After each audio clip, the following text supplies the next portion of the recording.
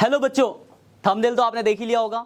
तो ये एक ऐसा टॉपिक है जो हमने ऑफलाइन बैचेस में देखा, बच्चों का कॉन्सेप्ट क्लियर ना होने की वजह से पूरा का पूरा रेशियो का चैप्टर धवाधूल हो गया।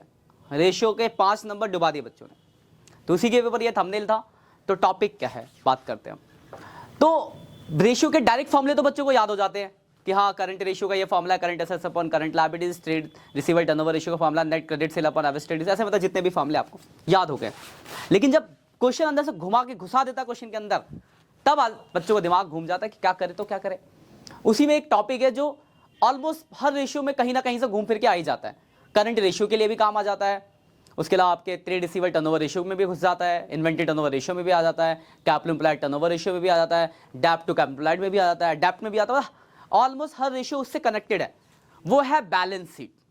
तो बैलेंस शीट का एनालाइज बहुत शॉर्ट में समझाऊंगा, बहुत ही ज्यादा इंपॉर्टेंट है। देखो, वैसे तो वर्टिकल बैलेंस शीट है, पर मैं आपको समझाने के लिए हॉरिजॉन्टल फॉर्मेट में लिख रहा हूं। बदवना इधर लायबिलिटीज, उसके नीचे एसेट्स होता है, पर भाई ये सामने सामने आपको आसानी से समझ में आए, क्योंकि 11th से आप यही वाली बैलेंस शीट बनाते आ रहे हो। तो आपको याद होगा बैलेंस शीट में जो मेन हेड है, बहुत इंपॉर्टेंट है मेन हेड। पहला है share holder fund, non current liabilities और तीसरा करंट लायबिलिटी। ये तीन है लायबिलिटी साइड के मेन हेड। एक और है share application money pending allotment, पर वो आपके रेशियो में किसी काम के नहीं है, तो हम उसको इग्नोर कर रहे हैं। तो ये तीन हेड इधर है, और एसेट्स में दो ही हेड है, नॉन करंट एसेट्स और करंट एसेट्स। अब बोलोगे कि इससे क्या रोल है इसका, तो देख लेना, बहुत ही काम का है ये। देखो, आपको हेड आपने पढ़े चैप्टर फर्स्ट पर, तो आपको इतना तो पता है कि शेयर होल्डर फंड में क्या आता है। हाँ सर, शेयर होल्डर फंड में इक्विटी शेयर आता है, प्रेफरेंस शेयर आता है, रिजर्व एंड सरप्लस आता है। बिल्कुल सही, यही सब आता है। इसके अंदर क्या क्या है, तो शेयर्स में इक्विटी प्रेफरेंस हो गया, रिजर्व में क्या हो, कोई भी प्रॉफिट्स, कोई भी रिजर्व। नॉन करंट लायबिलिटीज क्या है, तो सर इसमें 4 हेड हमने पढ़े थे, जितने भी डैप, जो भी बोरिंग, जो भी आपके लॉन्ग टर्म के प्रोविजंस, वो सब यहाँ आ जाते हैं। मोटा मोटा यही है। और करंट लायबिलिटी जो शॉर्ट टर्म के प्रोविजन, डैप जो आ गए आपके। नॉन करंट एसेट्स में हमने 5 हेड पढ़े थे, ये चीजें थी। इसके अंदर tangible, intangible, non current investment, ये सब आता है। तो इतना आपने पढ़ लिया। अब इसका रेशियो में क्या रोल है, तो जरा ध्यान से समझ लो आप। देखो, बहुत ही सिंपल है, यहां से बहुत कुछ बन जाता है आपके यहां से। देखो, अगर आपको याद होगा, इन दोनों को जोड़ू मैं, ठीक है, share holder fund plus non current liabilities, तो ये आपका जो निकल के आता है, ये आता है कैपिटल एम्प्लॉयड। क्या आता है ये भाई? कैपिटल एम्प्लॉयड आता है। और कैपिटल एम्प्लॉयड तो बहुत जगह आपके यूज में आ रहा है। और कैपिटल एम्प्लॉयड का बड़ा सीधा सा फॉर्मूला क्या था? Equity share capital plus preference share capital plus reserve surplus plus long term डेब्ट माइनस मिसलेनियस। ये तो सीधा फॉर्मूला हुआ। लेकिन सीधे ना दिया हो तो ये सब इंफॉर्मेशन दी है तो कैसे निकाले?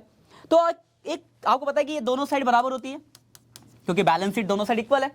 तो यार ध्यान समझो, ये टोटल ऑफ एसेट्स है। क्या ये टोटल एसेट्स? एसेट्स का टोटल का मतलब क्या हुआ कि चाहे तो आप लायबिलिटी साइड का टोटल कर लो, चाहे फिर आप एसेट साइड का टोटल कर लो, सेम होगा, क्योंकि बैलेंस शीट इक्वल है। तो जो टोटल एसेट्स है वही टोटल लायबिलिटीज होगा। क्लियर बात? मतलब इस साइड का टोटल का। तो अगर इसमें से मैं इसको घटा दूं करंट लायबिलिटीज को, तो क्या निकल जाएगा? Capital employed. तो एक फॉर्मूला ये भी बन गया आपका कि अगर मैं टोटल एसेट्स में से करंट लायबिलिटीज को घटाता हूं तो कैपिटल एम्प्लॉयड आ जाएगा। वही अगर मैं कलर बदल देता हूं जरा, वही अगर मैं इस टोटल एसेट्स में से इन दोनों को घटा दूं, जरा इन दोनों को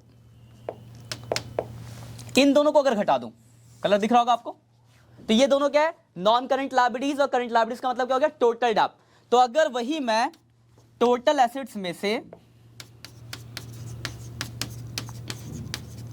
टोटल डेब्ट को घटा दूं तो क्या निकल जाएगा? तो बोलोगे सर ये निकल जाएगा शेयर होल्डर फंड। बिल्कुल सही। तो यानी अगर आपको बैलेंस शीट का कॉन्सेप्ट क्लियर है तो आप यहां से कुछ भी निकाल सकते हो। मैंने ये वाली साइड जोड़ी टोटल ऑफ बैलेंस शीट, उसमें से अगर मैंने इसको घटा दिया तो करंट एसेट्स आ गया। मतलब टोटल ऑफ एसेट्स में से नॉन करंट एसेट्स घटाया तो करंट एसेट्स, और जोड़ी इसलिए आपको टोटल एसेट्स ही चाहिए। आपको लायबिलिटी साइड का टोटल दिया है, तो share holder fund, non current liabilities, current liability जोड़ा, टोटल ऑफ बैलेंस शीट, उसमें से इसे घटाया तो ये निकल गया। ये निकालना है, ये जोड़ा, ये घटाया, ये निकल गया। ये निकालना है, ये जोड़ा, ये घटाया, ये निकल गया। यानी अगर आप इस बैलेंस शीट के कॉन्सेप्ट को याद रखते हो तो आप यहां से इनमें से कुछ भी निकाल सकते हो। और ये सब आपके एक बहुत ज्यादा ही इंपॉर्टेंट है रेशियो के फॉर्मूले के अंदर, क्योंकि रेशियो बेस्ड फॉर्मूला बच्चों की जो दिक्कत है ऑफलाइन बैचेस में हमने यही देखा, इसलिए मुझे ये लेक्चर बनाना पड़ा कि आप इसको समझ जाओ थोड़ा ध्यान से। कि बच्चे उस क्लासरूम में मैंने समझाया, क्वेश्चन जब कराता तब भी मैंने बताया, पर बच्चों ने उसको ध्यान से नहीं देखा या लाइटली लिया बिल्कुल। इसलिए एक स्पेशल वीडियो इसके ऊपर बनाई गई है कि ये जो बैलेंस शीट का कॉन्सेप्ट है ना, ये आपके दिमाग में रखो। जब आपको फॉर्मूले का सीधा सीधा कुछ भी ना दिखे, जब कुछ याद ना आए तो माँ याद आती है, वैसे ही जब कुछ रेशियो में याद ना आए तो बैलेंस शीट याद आती है। जैसे ही आप बैलेंस शीट को याद करोगे सब कुछ आपके आंखों के सामने होगा, कुछ भी निकाल सकते हो आप यहाँ से। आपको ये भी चाहिए होगा क्वेश्चन में, किसी क्वेश्चन में शोल्डर फंड चाहिए होगा, कहीं आपको ये नॉन करंट लायबिलिटी यानी लॉन्ग टर्म डेब्ट चाहिए होगा, कहीं आपको करंट लायबिलिटी चाहिए होगा। और ये भी ध्यान रखना, ये जो मैंने ये सर्कल लेके दिया कैपिटल एम्प्लॉयड, कभी आपको कैपिटल एम्प्लॉयड चाहिए होगा। तो इसमें से जो भी आपको चाहिए होगा आप इनडायरेक्टली बैलेंस शीट को सोच के आप कर सकते हो। और इसी तरीके का क्वेश्चन आता है जब क्वेश्चन को घुमाना होता है रेशियो के अंदर, और तभी बच्चे गलत करके आते हैं। तो इस पे एक बार अच्छे से अपना एनालाइज कर लेना। फिर भी आपको कोई अगर डाउट्स होता है तो आप कमेंट कर सकते हो, कमेंट में आप उसके डाउट के सॉल्यूशंस के लिए भी कुछ ना कुछ जरूर देखेंगे। ठीक है बच्चों, बाकी मिलते हैं नेक्स्ट लेक्चर में, और all the best for exam. और ये बहुत ही इंपॉर्टेंट लेक्चर है, तो अपने दोस्तों के साथ भी शेयर कर देना। वीडियो अच्छी लगी तो लाइक जरूर करना, कमेंट करना तो भूलना ही मत, और अपनी जो भी परेशानी हो भी कमेंट करो, हम नेक्स्ट लेक्चर में उसे भी कवर अप करेंगे। Bye bye.